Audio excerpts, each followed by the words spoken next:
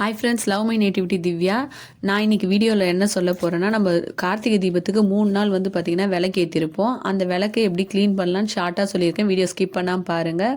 விளக்கில் இருக்க திரியெல்லாம் எடுத்துகிட்டு காட்டன் துணி வச்சு எண்ணெயெல்லாம் தொடச்சிக்கோங்க. அதுக்கப்புறம் கேஸ் ஸ்டவ்வில் ஒரு பாத்திரத்தில் பாதி அளவு தண்ணி எடுத்துக்கிட்டு சர்ஃபெக்சல் வாஷிங் பவுடர் அது 1 ஸ்பூனும், வாஷிங் சோடான்னு சொல்லிட்டு கடையில் கிடைக்கும், அது வந்து பார்த்திங்கன்னா 1 ஸ்பூனும் போட்டுட்டு அப்படியே ஒரு விளக்கா அதுக்கு கலக்கி விட்டுட்டு ஒரு விளக்கா வந்து எல்லா விளக்கையுமே போட்டுருங்க.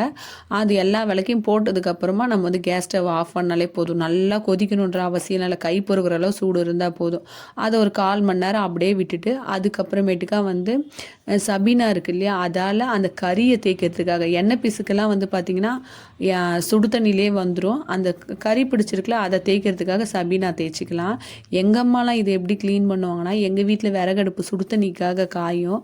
விளக்கெல்லாம் ஆக்சுவலாக எங்கள் வீட்டுக்கு எதிர்க்க கோவில் இருக்குது, அங்கே தீபத்துக்கு நிறைய விளக்கு ஏற்றுவோமா, மோட்ச தீபம்னு சொல்லிட்டு 1000 விளக்கெல்லாம் ஏற்றுவாங்க. அதை வந்து எடுத்துன்னு வந்து க்ளீன் பண்ணி எடுத்துமே மறுபடியும் கோயிலில் வைப்பாங்க. அப்போ வந்து சுடு தண்ணிக்கு அடுப்பு காய வைக்கும் போது அந்த அடுப்பில் வந்து 10, 20 போட்டு விட்ருவாங்க. அப்போ அதை எடுத்துமே கோவிலில் வச்சுட்டு வந்துடுவாங்க. சூப்பராக வந்து எண்ணெய் கசரெல்லாம் அந்த நெருப்புலேயே எரிஞ்சு வந்துடும். அப்புறம் தண்ணியில் சபீனா மட்டும் போட்டு, எந்த வாஷிங் பவுடர்லாம் போட மாட்டாங்க, அடுப்பில் எரியும், சபீனா போட்டு தேய்ச்சி கழுவி எடுத்துமே கோவிலில் வச்சுருவாங்க. என்கிட்ட வந்து பார்த்திங்கன்னா அடுப்புலாம் இல்லை, நான் கேஸ் அடுப்பில் இந்த முறையில் தான் சுத்தம் பண்ணுவேன்.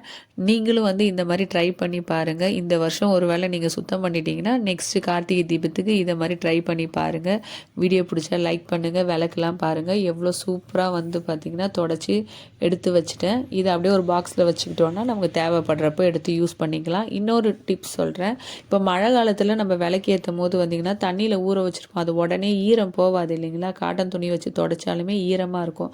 இதை மாதிரி கேஸ் அடுப்பில் லைட்டாக சூடு பண்ணோன்னா அந்த தண்ணிலாம் வந்து அந்த கப்புக்குள்ளே வந்துடும். அதுக்கப்புறமா காட்டன் துணியில் தொடச்சினா நல்லாவே வந்து பார்த்திங்கன்னா காஞ்சா மாதிரி ஆகிடும். அப்போ எண்ணெய் ஊற்றி ஏற்றும் போது பார்த்திங்கன்னா உங்களுக்கு வந்து எண்ணெய் வந்து கீழே லீக்கேஜ் ஆகாது விளக்கு கடியில். இந்த முறையில் அடுத்த வாட்டி ட்ரை பண்ணுங்கள். வீடியோ பிடிச்சா லைக் பண்ணுங்கள், சப்ஸ்கிரைப் பண்ணுங்கள். வணக்கம்.